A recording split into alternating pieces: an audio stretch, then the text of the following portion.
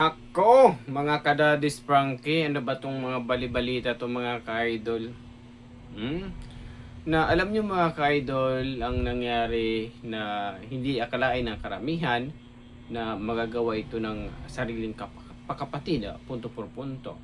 Dahil si Daddy Frankie seryoso na tulungan si Oliver para gumaling, pero yung biological na kapatid ni Oliver, ay ito'y walang pakialam punto por punto. Diba? Na grabe yung pinagdaanan, grabe yung effort, grabe yung ginawa ni Daddy Frankie na naglaan ng oras para tulungan si Oliver, pero hindi man lang to binigyan ng word na pagpapahalaga. Ang purpose lang naman doon ni Daddy Frankie na gumaling si Oliver, na sana na ganun din ang point nila ng kanyang mga kapatid na tulungan man lang siya sa kanyang mission. Ang mission lang naman ni Daddy Frankie na gumaling si Oliver punto por punto. Alam po mga ka-idol, ang purpose naman ng kapatid nito na instead na tulungan si Daddy Frankie na mapaayos ang buhay ni Oliver, na gumaling si Oliver, nako mga kadadis Frankie, sila po ang nagpapabagsak nito. So ang point lang naman po dito mga ka-idol, na hindi nila gusto na gumaling si Oliver sa kanyang sakit ngayon, punto por punto. Yun po doon ang katotohanan. Kasi sayang din naman mga ka-idol, na ang tao seryoso sa pagtulong pero dinididma lang. Na yung unang-una talaga na pinagbabawalan ng doktor yung paninigarilyo.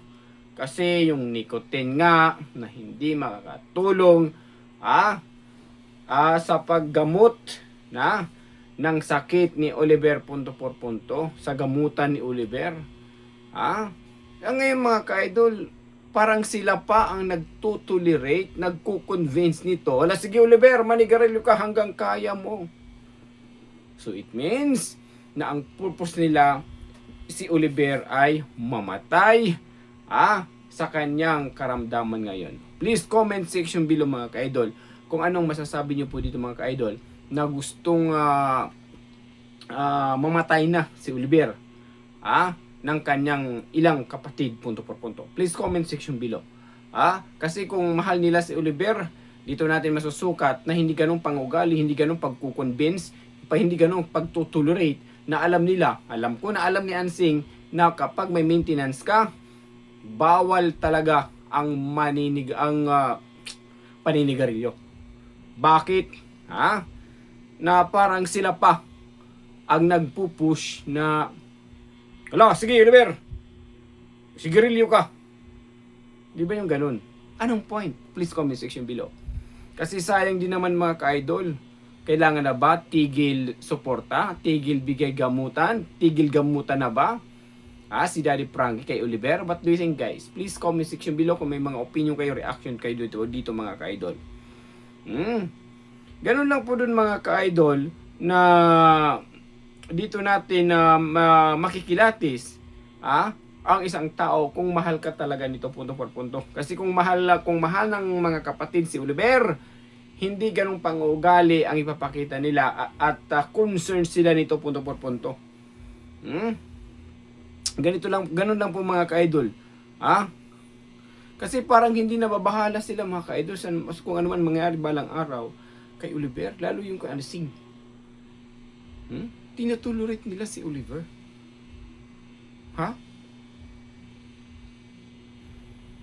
Grabe po mga ka-idol. Sabi pa nga, totoo po yung sinasabi nila, bad influence po ang asawa ni Ansing punto por punto. Parang gusto po talaga ang asawa ni Ansing na lalong magkasakit si Oliver. Bakit kaya? Please comment section below. Kasi akalang karamihan na nakokontrol, but parang hindi nakokontrol ni Ansing ang kanyang kapatid. Parang sila pa mismo manigarilyo si Oliver punto por punto.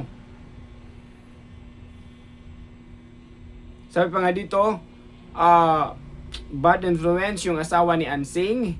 Ayaw nilang gumaling si Oliver.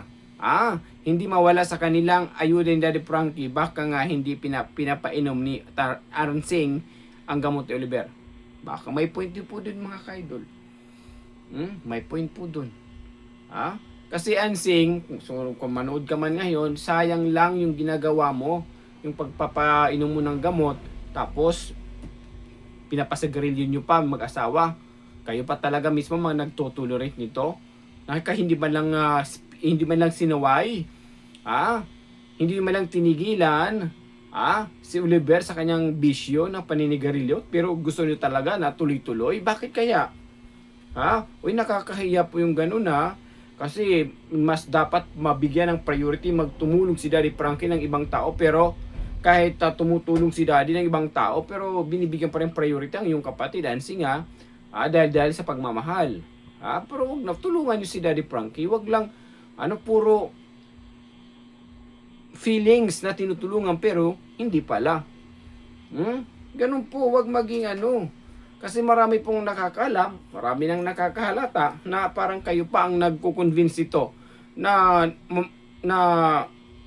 gawin ni Oliver ang kanyang bisyo punto por punto.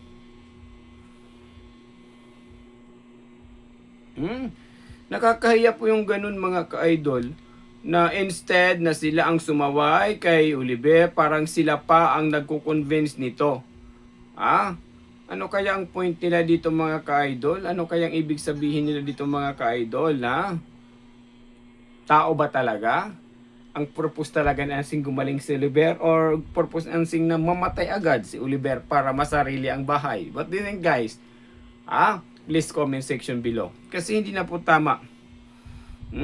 Sinasadya lang po talaga ni Ansing na bumalik sa dati ang sakit ni Oliver para dahilan para may mga sponsor din na hindi, kasi kapag nakikita ng mga sponsor na wala ko kaya si Oliver, less magbibigay. However, kung makikita ng mga sponsor na babalik si Oliver sa datihan sakit, ay nako, maraming magbibigay. Siguro yun ang nasa utak ni Ansing na okay lang yan si Oliver magkasakit para maraming bigay, maabunuhan tayo ng ating kahirapan ng buhay. Tsaka isa rito yung bang dahilan, gusto nila na bumalik si Oliver ng sakit ni Oliver para at ito'y matsugi para makuha na nila ang bahay nito punto por punto. Dito natin talaga masusukat mga ka-idol na wala talagang pagmamahal ito si Ansing kay isa kanyang kapatid.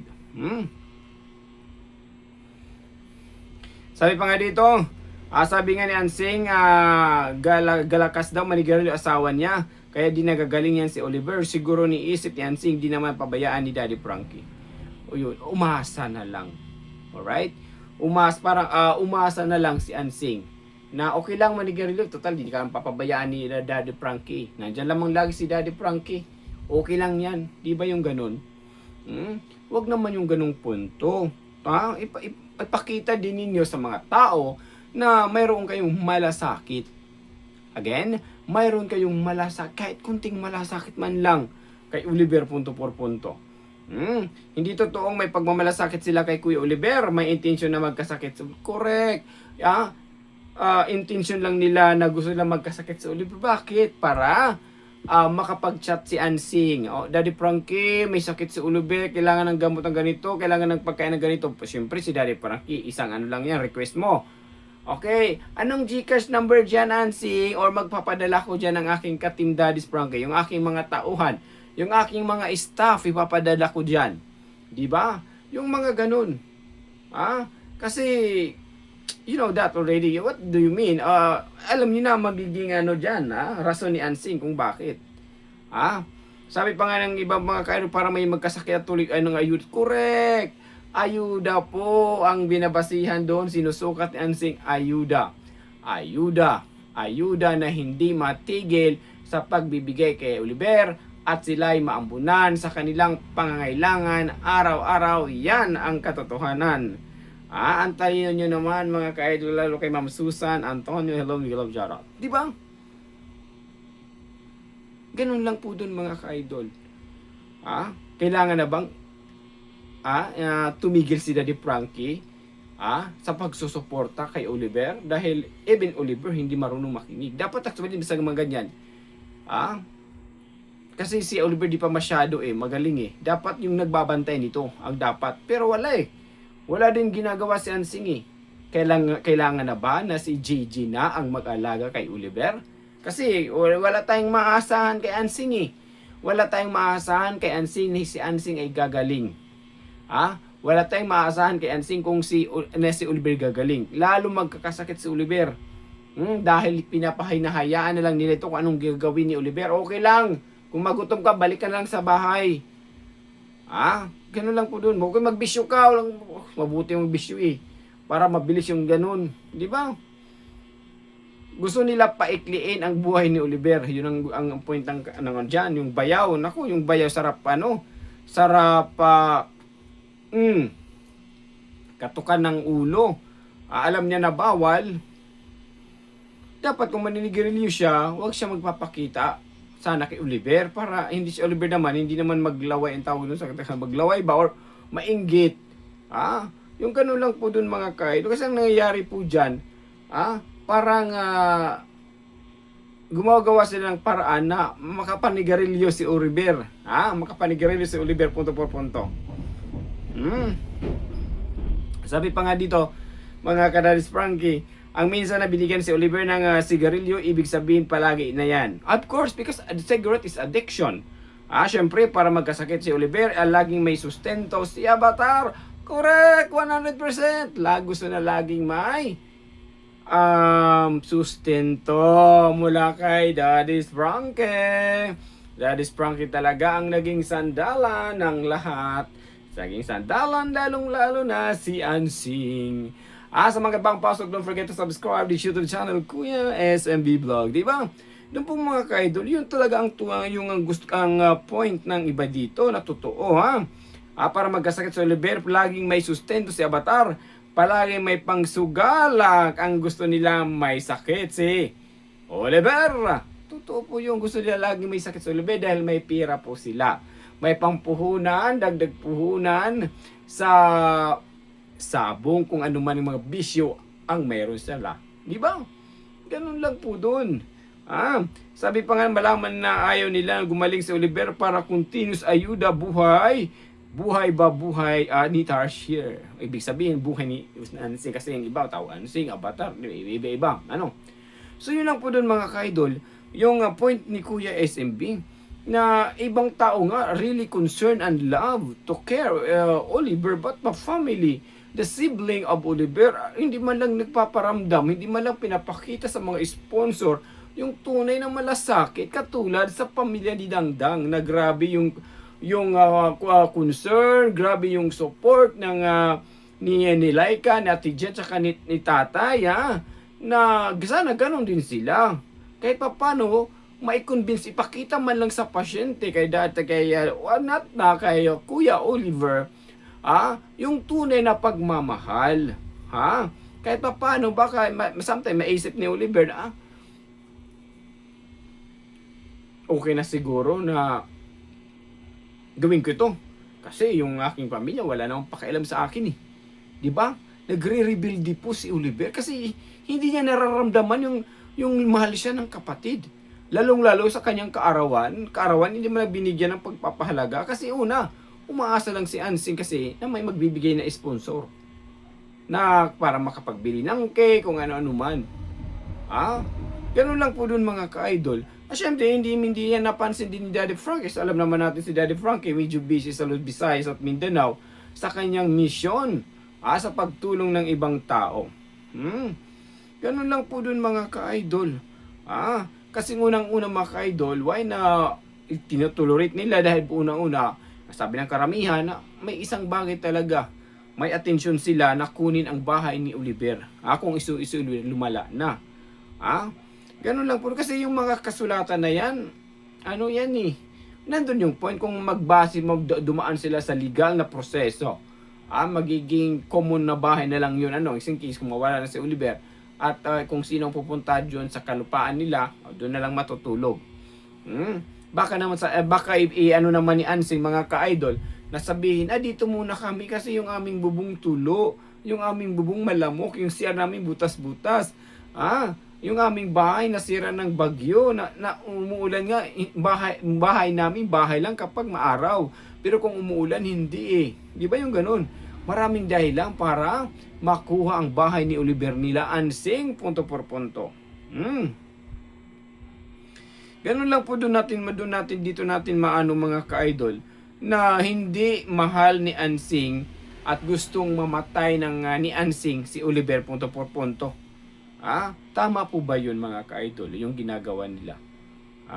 Na iba na pong tao ang nakapansin po sa kanila mga ka-idol ginagawa sa kapabayaan ni Ansing na wala siyang pakialam kung anong kainin, bawal umahindi, importante, may sustento, mula kay Daddy Frankie, di ba? Sabi pa nga dito, sinasadya po nila yan para bumalik dati sa Oliver, pa sa kanila na yung bahay. Ganun po mga ka-idol, ang mga opinion ng karamihan. Kasi alam naman natin simulat sa pool talaga why na medyo pinadikit doon sa bahay ni Ansing, bahay ni Oliver, dahil matagal na may plano.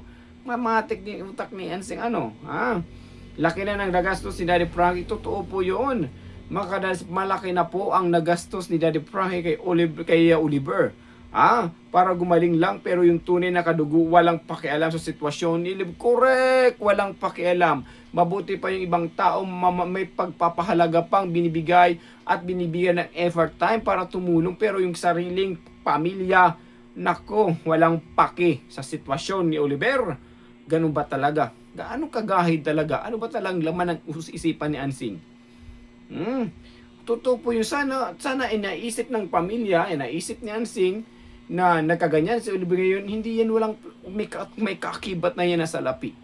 Sa lahat, simulat sa pool, simulat pagpachika, pagpaligay, pagbili ng sabong, pera na yan. Sa sahuran ng kanyang mga staff, malaking pera na yan, di ba? Sa pag-alaga, di ba? Malaking pera, tapos check up, tapos binalipat doon sa shelter, di ba? Pagdating sa shelter, pera na rin yan, even the financially, pagkain man, di ba? Kung ano man mga kailangan ni Oliver, binibigay ni Daddy Frankie. Tapos kalaunan, yan ang gagawin ninyo. Nag-effort yung tao, naggumaling, nag-effort ang tao para maging maayos ang buhay. Pero yung sariling pamilya, walang pake. Saan doon ang hustisya? Ganun lang po doon mga ka-idol. Siguro kagrupo to ng babae na yung reactor na babae na walang pake. Walang pake sa ginagawa ng founder. Importante na natutugunan ang kagustuhan nila punto por punto. Hindi marunong magbalansi ng sitwasyon. Di ba? Sabi ko sa'yo, magkalibil eh. Kayo ko talaga. Magkalibil yan sila. Walang pake sila sa paligi nila. Kahit masagasaan nila si Daddy Frankie, kahit masira nila si Daddy Frankie. Ang importante, makuha nila ang gusto nilang makuha para sa sariling kapakanan. Ganun lang po dun mga ka-idol, ang katotohanan po dyan. Huwag na tayo magkunwari pa. Dahil yan po ang nasa isipan po nila. Ganun lang po dun, maraming nagmamahal na Mar-Ebi The Rise Above International. Ginagawa ang grupo na yan para mapanatili at mamapaayos ang buhay ni Oliver. Pero look at you now, Ansing, anong ginagawa mo? Kayo pa talaga nag-tolerate ang asawa mo na manigarilyo si Oliver? Uy, iba na po yan mga kadadis Frankie. Totoo. Mga siguro mga milyon na siguro kung ating pagsusukatin lahat-lahat. Naku, mas grabe ang naitulong ni Daddy Frankie kay Oliver. Tapos hindi lang binibigyan ng pagpapahalaga, walang paki ang sariling pamilya at hindi natulungan na gusto ng sariling pamilya. Hindi naman ninalahat ko ang isa dyan na mamatay si Oliver agad-agad dahil may mga dahilan. Baka ang tanong ng karamihan, pinapainom talaga ng regular na oras ang gamot ni Oliver, ni Ansing. Ganun lang po dun mga ka-idol, na hindi na po makatarungan ang ginagawa ni Ansing sa kanyang, at saka yung kanyang bayaw ni Oliver, asawa ni Ansing, na wala silang concern nito punto por punto. Baka yung asawa ni Ansing na nagturo. Ay, totoo yun mga ka-idol. May nakikita na nga di ba? Nagturo sir na magnigarilyo si Oliver, dapat sila magbawal o dapat sila magkonsente, dapat sila magsabi sila magbawal ang Oliver. Lagi mong tatandaan, bawal ka manigarilyo dahil may iniinom kang gamot.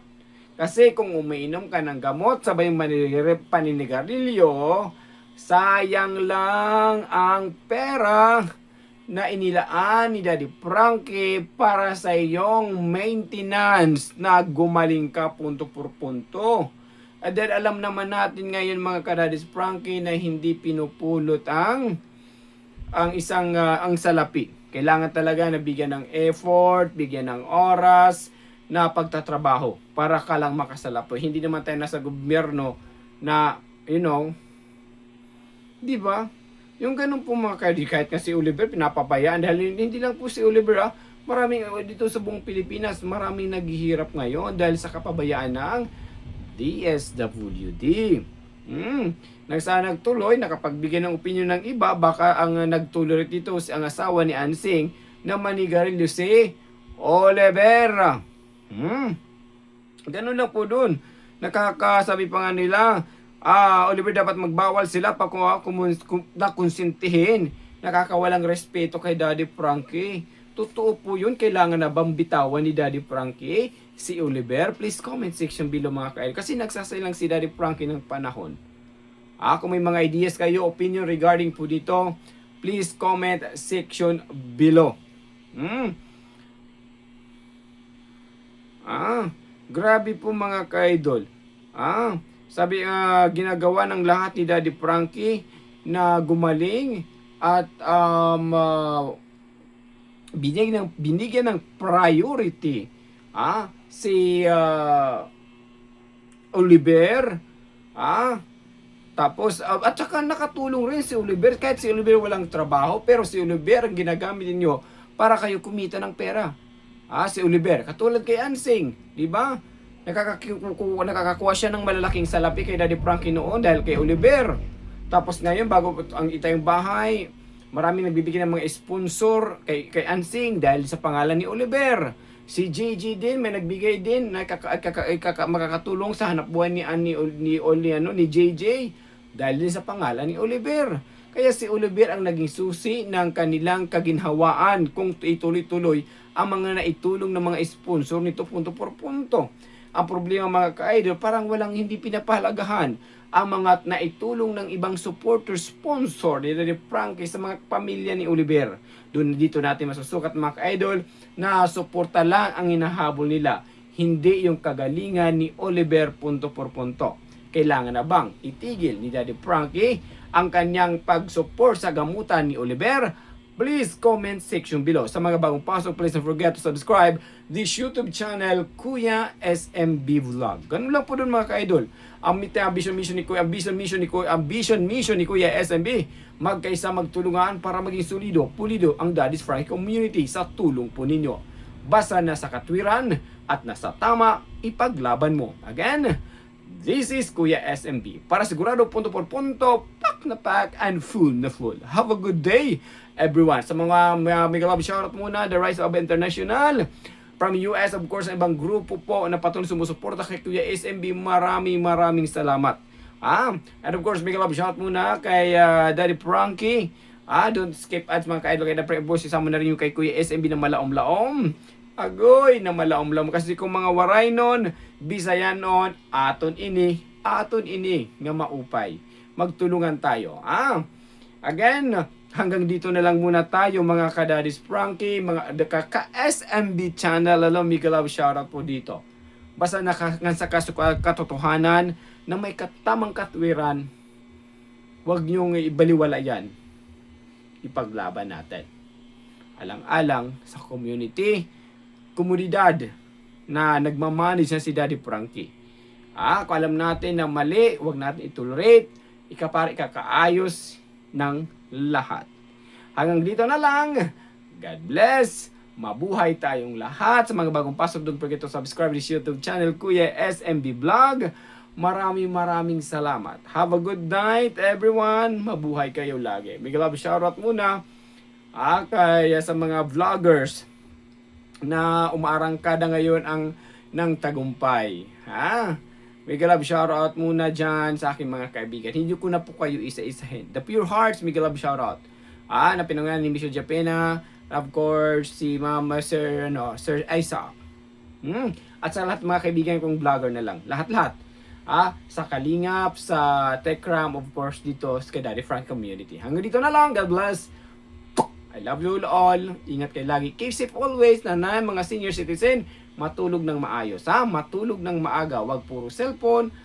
Priority ang kalusugan. Iisa lang ang buhay. Punto por punto. God bless.